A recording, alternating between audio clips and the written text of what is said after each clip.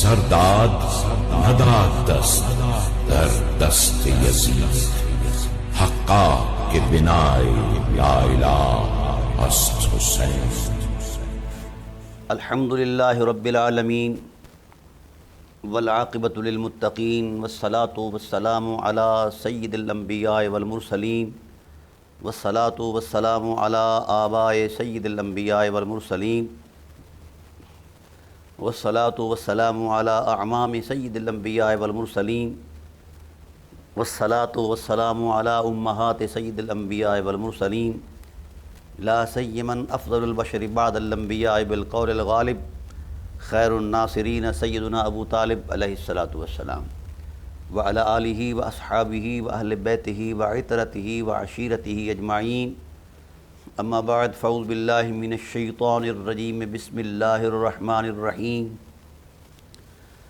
الم تر کیف ضرب اللہ مثلا کلمۃ طیبۃ کشجرۃ طیبۃ اصلها ثابت وفرعها فی السماء تؤتی اکلها کل حین بإذن ربها ویضرب اللہ الامثال للناس لعلهم یتذکرون.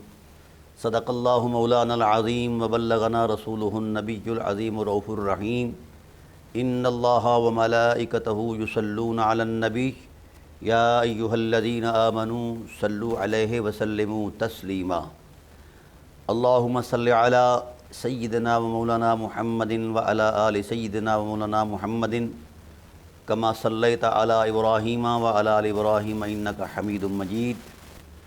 الصلاۃ والسلام علیک یا سیدی یا رسول اللہ وعلی آلک واصحابک یا سیدی یا حبیب اللہ. الصلاۃ والسلام علیک یا سیدی یا خیر خلق اللہ وعلی آلک واصحابک یا سیدی یا زینت عرش اللہ. حمد و صلاۃ کے بعد انتہائی واجب القدر حاضرین و ناظرین اور سامعین،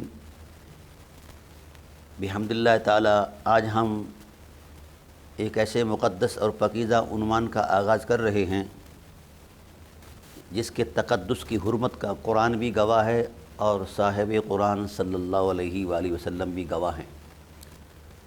وہ عنوان اپنے معنی کی حرمت میں اتنا بلند و بالا ہے کہ اس سے آگے بلندیاں سرنگوں ہیں. یکم محرم الحرام کا آغاز ہو چکا ہے. اس حوالے سے ہم سید الشہداء شہزادہ گلگوں قبا حضرت امام علی مقام امام حسین علیہ الصلاۃ والسلام کی حرمت پر گفتگو کریں گے اور آپ کی ذات والا صفات کا جو تقدس تشخص اور آپ کی جو حرمت قرآن اور صاحب قرآن صلی اللہ علیہ وآلہ وسلم نے بیان فرمائی ہے اس حوالے سے ہماری گفتگو ہوگی. اور آپ علیہ الصلاۃ والسلام کے حیات عصمت اور حرمت مآب کرداروں پر روشنی ڈالیں گے. آپ کی شخصیت، آپ کی سیرت، آپ کا تقدس وہ انشاءاللہ العزیز بحمد اللہ تعالی ہم سلسلہ وار گفتگو کے ساتھ بیان کریں گے. اور اس ساری گفتگو کا جو بنیادی عنوان ہے جو ہمارے پرومو پر بھی لکھا ہوا ہے، حقا کہ بنائے لا الہ است حسین. میری گفتگو کا سارا تسلسل اسی اعتبار سے پیش کیا جائے گا. ویسے تو امام علی مقام علیہ الصلوۃ والسلام کا تقدس اور آپ کی حرمت ایک آفاقی عظمت ہے اور کائناتی حجم ہے اس کا. تو جہت مطالعہ کے لیے ہر جہت کو اگر ہم بیان کریں تو صدیاں بیت جائیں مگر امام علی مقام علیہ الصلوۃ والسلام کا مقام ہم بیان نہ کر پائیں. تاہم ان مقدس ایام کے اندر صرف ان کی ایک عظمت کا ہم تھوڑا سا جائزہ لیں گے. ایک غلامی اور نوکری کے طور پر جائزہ ہم کیا لے سکتے ہیں جن کی حرمتوں کے حدود اربع کے سامنے خدا کا آسمان چھوٹا ہے، کائنات کی وسعتیں ماند ہیں اور بلندیوں کے تصورات دم بخود ہیں. اور جو نفوس قدسیہ قبلہ محبت رسول ہیں،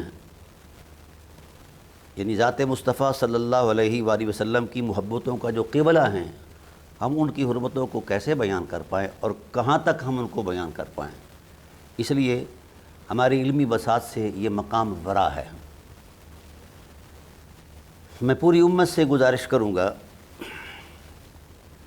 کہ میری گفتگو کو مذہب کے تصور میں کبھی نہیں سننا، کیونکہ مذہب کی تراش خراش ایک ذاتی فکر پر مبنی ہوتی ہے۔ قرآن چونکہ آفاقی کتاب ہے اور صاحب قرآن صلی اللہ علیہ وآلہ وسلم کا ٹائٹل وما ارسلناک الا رحمۃ للعالمین کی عظمت میں ہے، اور وحدہ لا شریک کا تقدس رب العالمین کی عظمت میں ہے، تو یہ ساری عظمتیں ایسی ہیں کہ مذہب ان کے سامنے بالکل چھوٹے ہیں، مسلک ان کے سامنے بالکل بے حیثیت ہیں۔ تو لہٰذا اگر ہم کسی مذہب، مسلک، مشرب کے تصور میں گفتگو کریں گے تو ہم ان حرمتوں کے قریب نہیں جا پائیں گے، نہ ہمیں کوئی فیضان ملے گا۔ فیضان تب ملے گا جب ہم اللہ وحدہ لا شریک کی سادہ مشیت پر یقین کریں گے اور رسالت پناہ عالم صلی اللہ علیہ وآلہ وسلم کی سادہ تعلیمات پر غور کریں گے اور یقین کریں گے، تو یقیناً فیوز و برکات کے دھارے کھلیں گے، انوار و تجلیات کا ماحول گرم ہوگا۔ میں مذہب سے اس لیے الگ ہوں کہ مذہبی تصورات جو ہیں یہ ٹکراتے ہیں، اور جہاں ٹکراؤ کا تصور ہو وہ فطرت کے زمرے میں نہیں آتا، کیونکہ یہ حرمتیں ہیں، ان میں کہیں کوئی ٹکراؤ نہیں ہے، کہیں کوئی تضاد نہیں ہے۔ اور پھر بڑی بات یہ ہے کہ ان حرمتوں کا ترازو نہیں ہے، تقابل نہیں ہے۔ تو جن حرمتوں کا ترازو اور تقابل نہ ہو ان حرمتوں پر ایمان لایا جاتا ہے، بحث نہیں کی جاتی۔ پوری کائنات کے اندر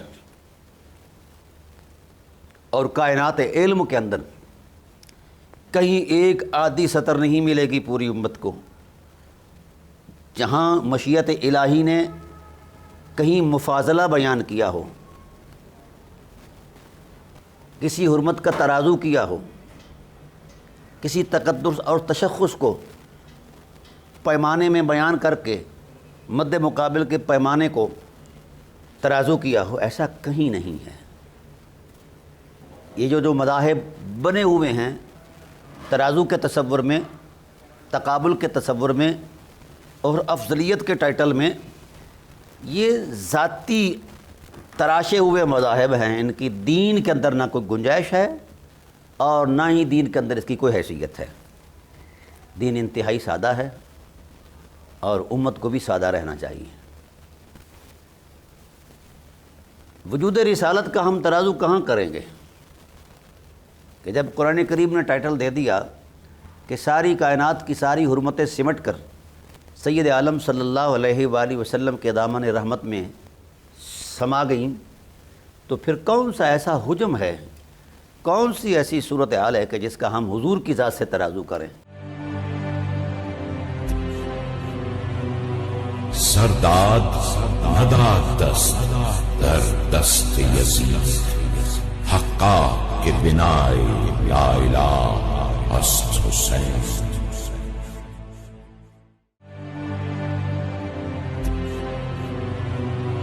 سرداد نداد دست در دست یزید، حقا کے بنائے یا الہ است حسین۔ بھائی ایک آدمی معمولی عمل کرتا ہے، اس عمل کی پذیرائی میں خدائے ذوالجلال اتنا اظہار رحمت فرماتے ہیں، تو جو اللہ کی مشیت کا خصوصی اہتمام ہو، عنوان ہو، اور مزاج رسول میں جس کے لیے ہر احساس تمنا فرط جذبات کا ترجمان بن کر حسین پاک کو قبلہ محبت بنا کر رسول اپنی زندگی بتائیں، تو بولیے اس کی قبولیت کا مقام کیا ہوگا؟ اور پھر جن لوگوں نے ان حقیقتوں کی ترجمانی کی، خواہ سادہ الفاظ میں کہی، خواہ تحریر کی صورت میں کی، خواہ تقریر کی صورت میں کی، تو چونکہ یہ ایسی سچائی ہے جس کے مد مقابل کائنات میں کوئی حقیقت نہیں، یہ ایسی حقیقت ہے کہ جس کا مد مقابل وجود میں ہی نہیں آیا، تو پھر حقیقتیں ہر فطرت کا شخص قبول کرتا ہے۔ اس لیے ناظرین کرام، یہ وہ حقیقت تھی جو قرآن و سنت کے تسلسل میں چلتی ہوئی نور بن کر سلطان الہند کے قلب و روح میں ذو افشاں ہوئی، اور انہوں نے فرط جذبات میں یہ بات کہی کہ شاست حسین بادشاست حسین، دین است حسین دین پناست حسین، سرداد نداد دست در دست یزید، حقا کہ بنائے لا الہ است حسین۔ اللہ اکبر۔ ناظرین کرام، کہنے میں یہ 4 فکروں کا ایک جملہ ہے، لیکن جب ہم اس جملے کو کھولتے ہیں تو اس جملے کے ہر حرف میں حسن رسالت دلیل بن کر آیا نظر آتا ہے، اور حسن الوہیت بھی اس کی دلیل بن کر اس کی تصدیق کر رہا ہے۔ اگر یہ سلطان الہند کی فکر ہوتی تو انہی تک محدود رہتی، اس کا اثر جو ہے یہ پس منظر میں یا پیش منظر میں اتنا قوی نہ ہوتا، لیکن حیرت اس بات پر ہے کہ آج ہر مومن کی قلب و روح میں گنگنایا جانے والا یہ شعر جو ہے گرمی پیدا کر دیتا ہے۔ شاست حسین، یہ اگر خواجہ صاحب کا کلمہ ہوتا تو ان کے فرط جذبات تھے، یہ تو رسالت پناہ عالم صلی اللہ علیہ وآلہ وسلم نے بیان فرمایا کہ میرا حسین بادشاہ ہے اور سردار ہے، جنت کا سردار ہے۔ اس دنیا کا سردار تو ہے ہی صحیح، یہ دنیا چونکہ ان کے مقام سے بہت چھوٹی ہے، اس لیے رسالت پناہ عالم صلی اللہ علیہ وسلم نے اس دنیا کی سرداری کا تصور اور ٹائٹل بھی حضرت حسین کو دے دیا ہے اور امام حسن کو دے دیا ہے۔ تو اگر مواخذہ کرنا ہے تو حضرت خواجہ معین الدین کا نہیں کرنا، رسالت پناہ عالم صلی اللہ علیہ وسلم کا مواخذہ کریں یہ اہل علم جن کو یہ بات ناگوار گزرتی ہے۔ اور پھر قرآن کریم کے اندر ان حقیقتوں کو بیان فرما دیا گیا ہے۔ بحمد اللہ تعالی فقیر نصوص قرآن کے ماحول میں یہ چیزیں ثابت کرے گا اور پیش کرے گا۔ شاست حسین بادشاہ است حسین، دین است حسین۔ اللہ اکبر۔ بات کہنے میں بڑی سادہ ہے، لیکن اس کے فلسفے کے اندر بڑی وسعت ہے۔ دین است حسین۔ اب ہم تھوڑا سا پس منظر میں جاتے ہیں۔ سید عالم صلی اللہ علیہ وآلہ وسلم آرام فرما ہیں، جناب جبرائیل علیہ السلام تشریف فرما ہوئے، اور اس وقت ماحول کی رعنائی یہ تھی، ماحول کی برکات یہ تھیں، ماحول کی عظمت یہ تھی کہ سید عالم صلی اللہ علیہ وآلہ وسلم آرام فرما ہیں، لیٹے ہوئے ہیں، اور بنائے لا الہ حسین جو ہیں یہ حضور کے وجود پر چڑھے، پاؤں پر چڑھے، تو کریم آقا علیہ السلام نے فرمایا حسین یہ تیرا مقام نہیں اور آگے آؤ۔ پھر پنڈلیوں پر آئے، کہا حسین یہ تیرا مقام نہیں اور آگے آؤ۔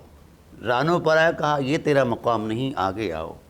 پیٹ پر آئے، جب سینے پر چڑھے تو بڑی بے تکلفی کے ساتھ یہ حرمتیں آپس میں جب ملیں تو کائنات کے فرط جذبات میں ایک ایسی رونق سرور آئی کہ ہر کائنات کے ذرے ذرے نے احساس محبت میں سرشار ہو کر اپنے جذبات کی جو ہے بیان فرمایا، اپنے اپنے فرط جذبات کو بیان فرمایا۔ قریب اصحاب رسول کھڑے تھے، انہوں نے آپس میں سرگوشی کی کہ حسین وہاں آ کر بیٹھ گیا۔ یہ چھوٹا بچہ جو ہے لقا کا لفظ بولا، حدیث کے اندر آتا ہے، یہ لقا وہاں بیٹھ گیا جہاں وہی نازل ہوتی ہے اور یہ سینے پر آ کر سوال ہو گیا ہے۔ ابھی ان کی سرگوشیاں جاری تھیں کہ سید عالم صلی اللہ علیہ وآلہ وسلم نے ارشاد فرمایا، میرے اصحاب کیا تم اس بات پر تعجب کر رہے ہو کہ یہ حسین وہاں آ کر بیٹھ گیا جہاں وہی نازل ہوتی ہے؟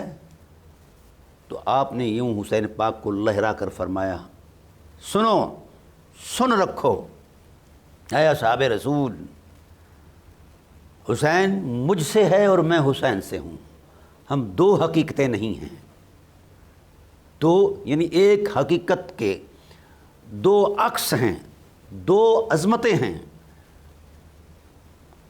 رہا یہ کہ یہاں آ کر وہ بیٹھ گیا جہاں قرآن نازل ہوتا ہے، تو فرمایا القرآن مع الحسین والحسین مع القرآن لن یفترقا حتی یردا علی الحوض۔ حسین قرآن کے ساتھ ہے اور قرآن حسین کے ساتھ ہے، کائنات کی کوئی حقیقت ان کو جدا نہیں کر پائے گی۔ اور اس بات کی وقت نے گواہی دی کہ حسین کا سر اگر تن سے جدا ہو گیا ہے تب بھی قرآن زبان پر جاری رہا اور نیزے کی نوک پر چڑھ کر حسین کلام سناتے رہے۔ یہ گواہی ہے، عملی گواہی۔ سید عالم صلی اللہ علیہ وآلہ وسلم نے اس وقت ارشاد فرمایا کہ لوگوں، ان کے بارے میں تمہیں اللہ سے ڈراتا ہوں، کبھی اس ذہن کے اندر کوئی چھوٹا لفظ خیال میں بھی نہ اترے، زبان پر لانا تو دور کی بات ہے، خیال بھی نہ اترے۔ ابھی یہ گفتگو جاری تھی کہ سید عالم صلی اللہ علیہ وآلہ وسلم کی بارگاہ میں فرشتوں کے رسول حضرت جبرائیل علیہ السلام آ گئے، کہنے لگے جہاں پناہ عالم صلی اللہ علیہ وسلم، اللہ تعالیٰ کی ذات نے علماء پر لعنت بیان فرمائی ہے، علماء یہود پر۔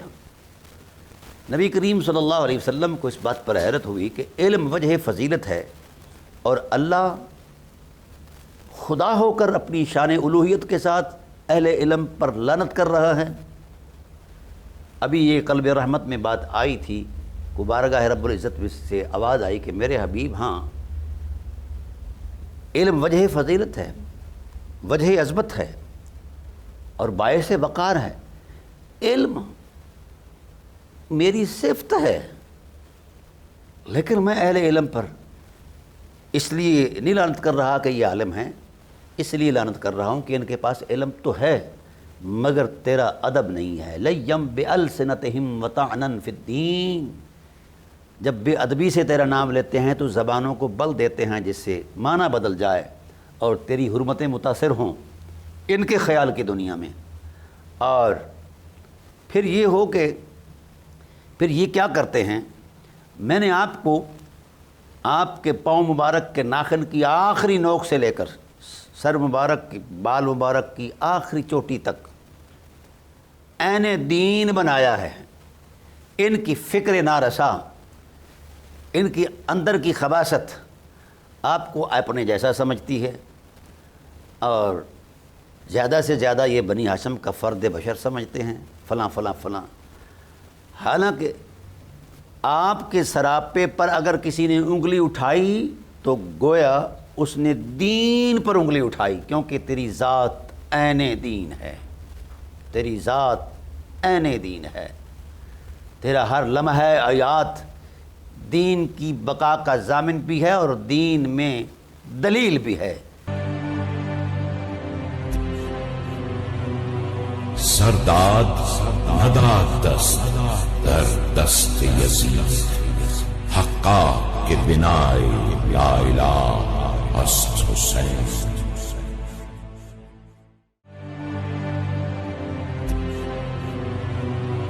سرداد نداد دست در دست یزید، حقا کے بنائے یا الہ است حسین۔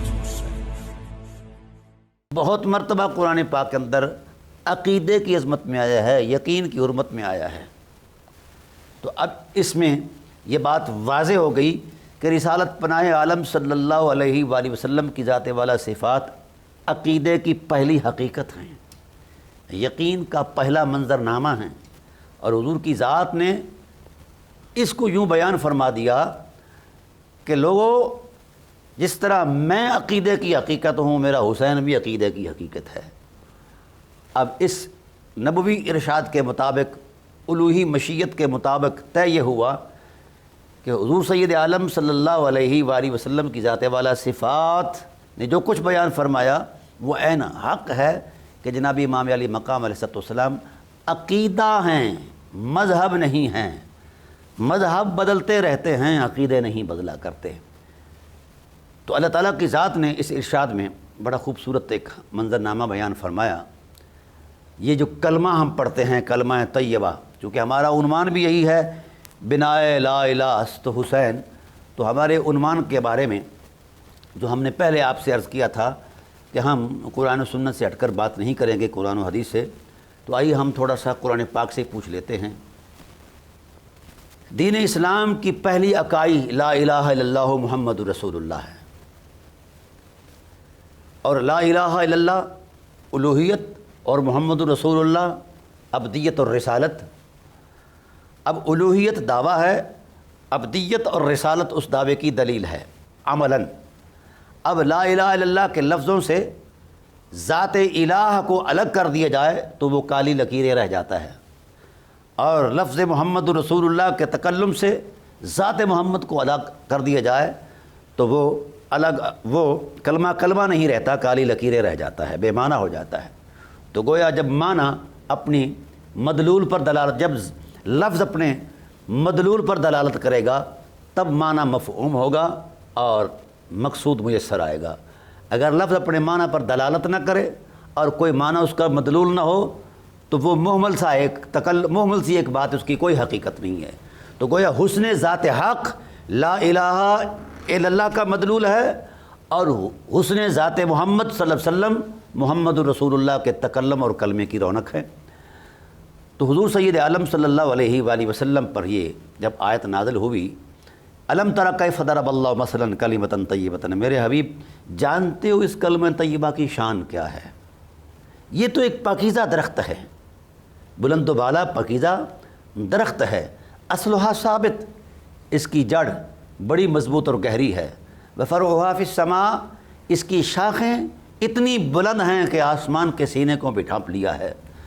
اور اس درخت کی شان یہ ہے توتی اکلھا کل حین، یہ ہر وقت پھل دیتا ہے اللہ کے اذن سے، باذن ربھا۔ اور ویضرب اللہ الامثال للناس، اللہ نے لوگوں کے لیے یہ مثال بیان فرمائی ہے کہ تاکہ کلمے کا معنی، مفہوم اور مصداق اور حقیقت لوگوں کے یقین کا نور بن جائے۔ لعلہم یتذکرون، یہ کلمہ ہی ہے جو تذکر کا پہلا عنوان ہے، جو نصیحت کی پہلی حرمت ہے، جو دین کا پہلا تقدس ہے، جو اسلام کی پہلی اکائی ہے، اس کے بغیر کچھ بھی نہیں ہے۔ قربان جائیں ذات وحدہ لا شریک کے کہ اس اکائی میں بھی اللہ نے اپنے حبیب کو ساتھ رکھا ہے۔ منمانی توحید تھی لیکن خود سے نہیں منوائی، رسالت پناہ عالم صلی اللہ علیہ وآلہ وسلم کے مرتبہ عظمت سے منوائی ہے۔ اب آئیے جب یہ آیت اترتی ہے تو سید عالم صلی اللہ علیہ وآلہ وسلم اپنے اصحاب سے پوچھتے ہیں کہ اے اہل علم، اے اصحاب رسول، فرمائیے خدائے ذوالجلال نے جس درخت کا تصور دیا ہے، آپ کے تجربے اور مشاہدے میں اس درخت کی کمیت اور کیفیت کیا ہونی چاہیے؟ وہ کون سا درخت ہے اور کہاں ہے؟ تو اصحاب رسول نے کہا جہاں پناہ عالم آپ پر وحی نازل ہوئی، اور لتبین للناس آپ کا منصب ہے کہ اس کو کھول کر بیان کرنا، آپ ہی بیان فرما دیجئے۔ حضور نبی کریم صلی اللہ علیہ وسلم نے استفسار فرمایا کہ تمہارے تجربے میں کون سا ایسا درخت ہے جو ہر وقت پھل دیتا ہے؟ توتی اکلھا کل حین۔ تو ہر شخص نے آپ اپنے زاویہ نظر سے تجربے اور مشاہدے کی روشنی میں بات کہی کہ یہ ہو سکتا ہے، یہ ہو سکتا ہے، یہ ہو سکتا ہے۔ بہرحال جب کھجور تک بات آئی تو کچھ اطمینان سا ہوا، لوگ رک گئے کہ اس کا پھل ہر وقت میسر آتا ہے۔ تو سید عالم صلی اللہ علیہ وآلہ وسلم نے ارشاد فرمایا یہ توتی اکلھا کل حین، یہ عربی حسن ہے، اور تم اہل عرب ہو، اہل زباں ہو، اس قرینے کو سمجھو، لفظی کو۔ تم نے کھجور کہا تو ہو سکتا ہے یہ کھجور ایک مرتبہ پھل دیتی ہے، ہاں اس کا پھل میسر ضرور ہے سال بھر، لیکن توتی اکلہا کا قرینہ اس بات کو نہیں مانتا۔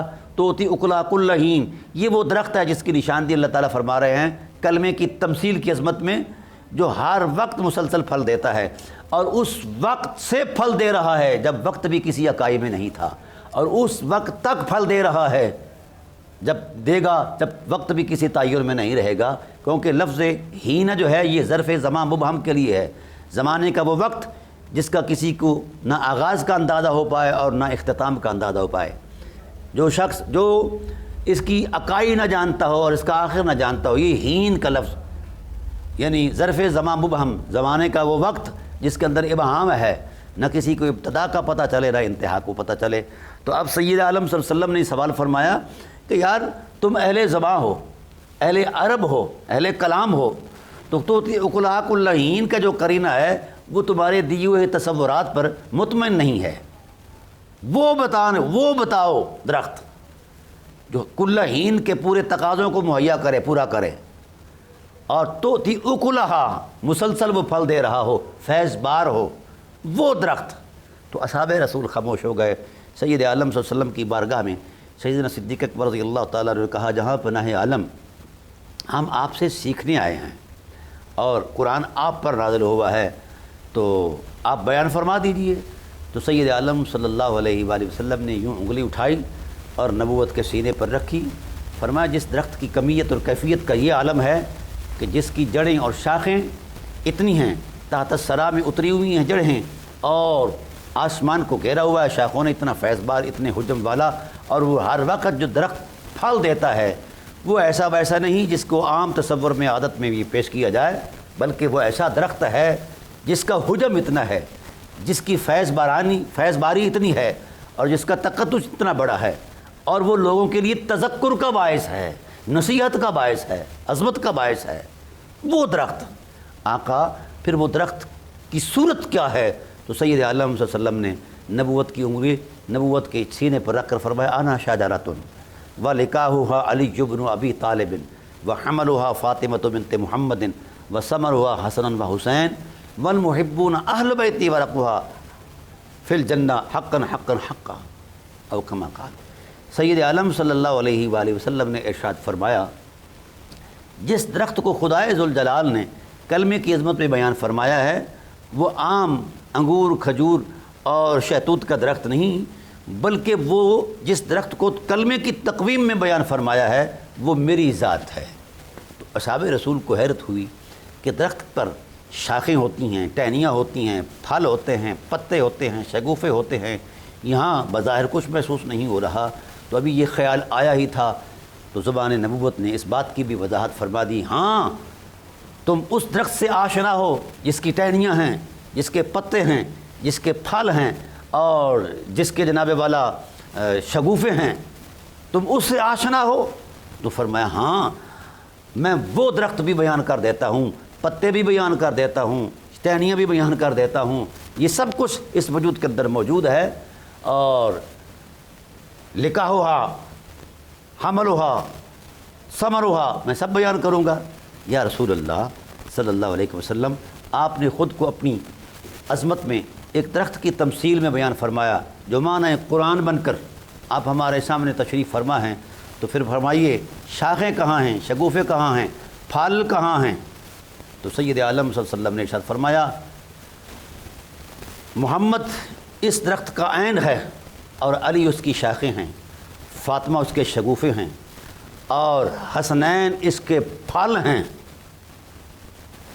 یہ بات بڑی قابل غور ہے ناظرین کرام، انتہائی قابل غور بات یہ ہے کہ اس درخت کے تصور میں حضور نے خود کو پیش فرما کے اور اپنے فطری حجم کو بیان فرمایا،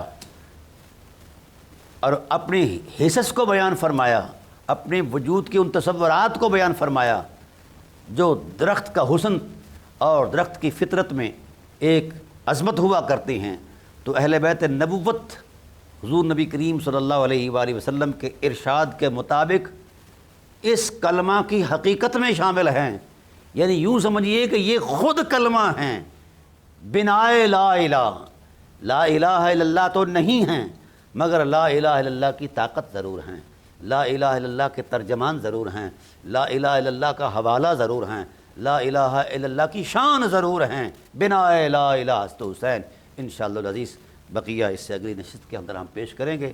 اللہ تعالی ہمیں مقام حسین کے سمجھنے کی توفیق نصیب فرمائے۔ وما علینا الا البلاغ۔